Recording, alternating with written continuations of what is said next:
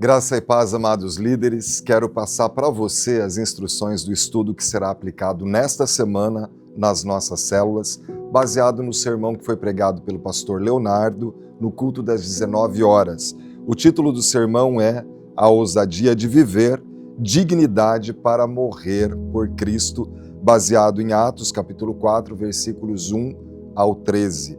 Na sua célula, com certeza, você lerá o texto bíblico, mas eu já quero ir para a pergunta de introdução, que está assim. Vivemos tempos de liberdade religiosa misturados a perseguições sutis. O que significa viver com ousadia por Cristo hoje?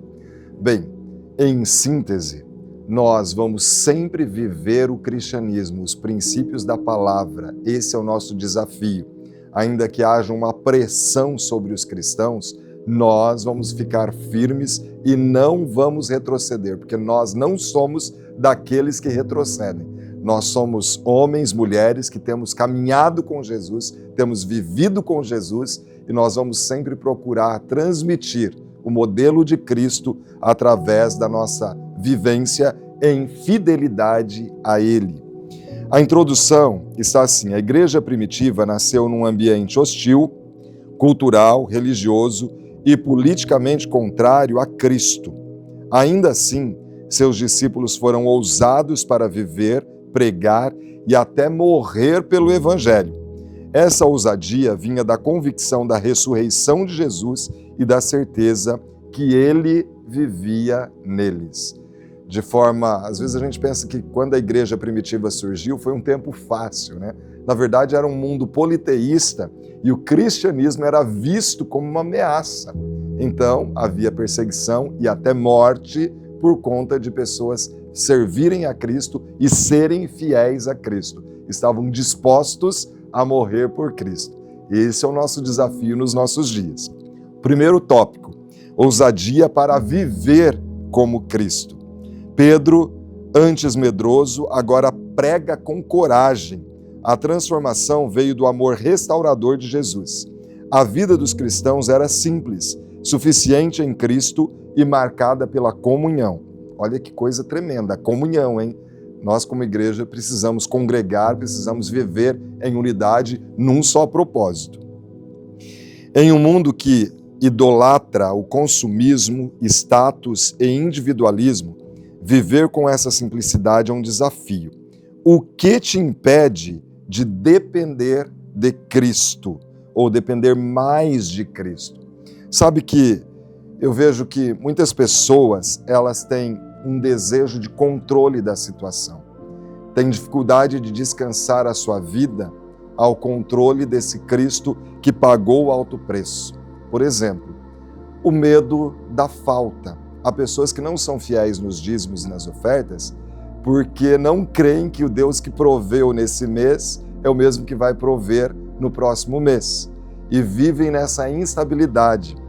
A falta de fidelidade em dízimos e ofertas, por exemplo, é o medo da escassez. Dia desses, atendendo uma pessoa no gabinete pastoral, ela me questionava como que deveria ser o dízimo e ela falou: pastor, não falta? E eu disse a ela: faça a sua experiência com Deus. Eu sempre tenho feito um desafio para que as pessoas, durante 3 meses, hajam em fidelidade a Deus, devolvendo os dízimos e as ofertas. E eu falo: se Deus não prover sobre a sua vida, eu gostaria que você voltasse a falar comigo. Nunca tive alguém que voltasse a falar. Ou não fez, ou fez e Deus tem abençoado. E eu creio na segunda parte aqui daquilo que eu disse, né? Creio que Deus tem abençoado. Essas são as experiências de todos aqueles que agem em fidelidade. Mas em todas as áreas, nós temos percebido que, ainda que muitas vezes soframos chacotas, brincadeiras, nós vamos ficar com a verdade que é Cristo. E nós não temos que nos intimidar, né? Jesus, ele sofreu e teve a sua vergonha exposta no nosso lugar. O que seria isso por amor a Cristo, né? Diante de um sacrifício tão grandioso, viver para Cristo. A segunda verdade: ousadia para pregar somente a Cristo.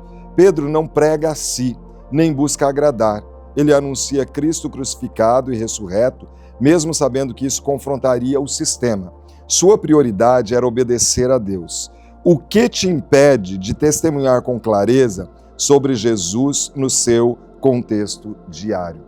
Com certeza, muitas pessoas têm dificuldade de dizerem que são cristãos, às vezes são agentes secretos, com medo do julgamento. Tem medo de passar vergonha, né? Parece que as pessoas às vezes, hoje já mudou muito esse conceito, mas alguns parece que pensavam que cristão eram, principalmente os evangélicos, pessoas com menos informações. Parece que tinha esse conceito. Hoje já mudou muito isso.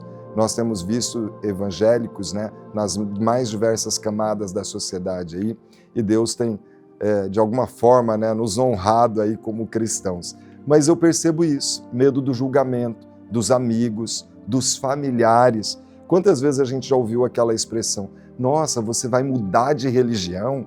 Não foi isso que eu te ensinei. E às vezes é preciso deixar pai e mãe por amor a Cristo. A Bíblia diz que quem não faz isso não é digno de Cristo. Então, parece que essa vergonha, né, tem intimidado as pessoas. Terceira verdade, ousadia para morrer por Cristo. Mesmo ameaçados, os discípulos não recuaram. O Sinédrio percebeu que eles haviam estado com Jesus. Eles preferiam sofrer do que negar a fé. Spurgeon disse, o mártir não teme a morte, pois vê a glória além da fogueira. O que seria morrer por Cristo na sua realidade? Pensando na liderança de célula, estamos dispostos a morrer por Cristo? Comente. Por que está aqui, né, pensando na liderança de célula? Esse é um ano que nós temos trabalhado muito a multiplicação. E nós sabemos que muitas pessoas das nossas células, que são discípulos, poderiam estar liderando células. Por quê? Que medo é esse? Deveria ser um processo natural as pessoas estarem dizendo, eis-me aqui, já que eu sou um discípulo, porque o que é um líder de célula? Um facilitador. O líder de célula não é um teólogo, ele não é um sabe-tudo, ele é um irmão em Cristo, nós somos isso.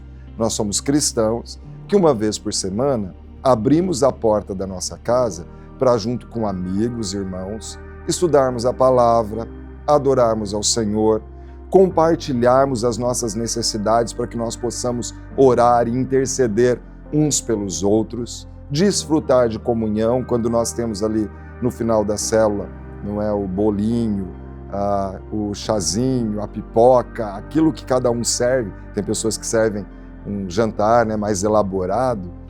Tudo isso é para que nós possamos ter comunhão. Onde tem comida, tem comunhão, né? E crente é assim, senta e compartilha a sua vida. E é assim que nós caminhamos, nos fortalecendo, nos aconselhando mutuamente. Então, deveria ser um processo natural, que todo discípulo de Cristo tivesse prazer em abrir a sua casa para juntos nós sentarmos e experimentarmos mais de Cristo. E com certeza, à medida que nós oramos, que nós compartilhamos, que nós nos auxiliamos, Deus intervém, responde à oração, faz milagres e grandes sinais acontecem. Os sinais, eles seguem aqueles que creem. Então, que Deus nos dê graça para nesse ano de multiplicação, Ele nos dê estratégia para levantar novos líderes. Ore na sua célula por isso. Fala, olha, eu vou me sentar agora na cadeira do milagre, orando pela multiplicação da nossa célula. Senhor, envia mais trabalhadores para a tua seara. Esses homens do passado, mulheres do passado, estavam dispostos a morrer por Cristo. E há pessoas que às vezes não querem sair do ambiente de conforto. Por isso que não abrem a porta da sua casa, por isso que muitas vezes não diz, eis-me aqui. Que realmente o Espírito Santo de Deus te dê graça para aplicar esse estudo com sabedoria e quem sabe sejam transformados os pensamentos dos nossos discípulos. Conclusão.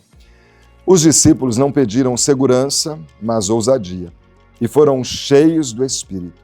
Hoje, o mundo tenta silenciar a fé, mas o Espírito ainda capacita a igreja a viver com coragem. Jesus é a pedra angular. Somente uma vida edificada nele resiste. Ore por ousadia, viva com simplicidade, testemunhe com coragem e, se necessário, sofra com dignidade. Na igreja primitiva, o que havia de mais forte do que o ódio era o amor. Olha que frase linda, essa frase foi dita pelo pastor Léo. Na igreja primitiva, o que havia de mais forte do que o ódio era o amor. Havia um ódio contra a igreja, mas o amor era mais forte. O amor de Cristo rompe cadeias. E esse amor, enraizado em Cristo, ainda é a força que sustenta e move a igreja hoje. Que realmente as pessoas com quem nós convivemos possam dizer: esses homens, essas mulheres têm estado com Jesus. Deus abençoe grandemente a sua reunião, a sua vida, a sua família. Fique na paz do Senhor Jesus.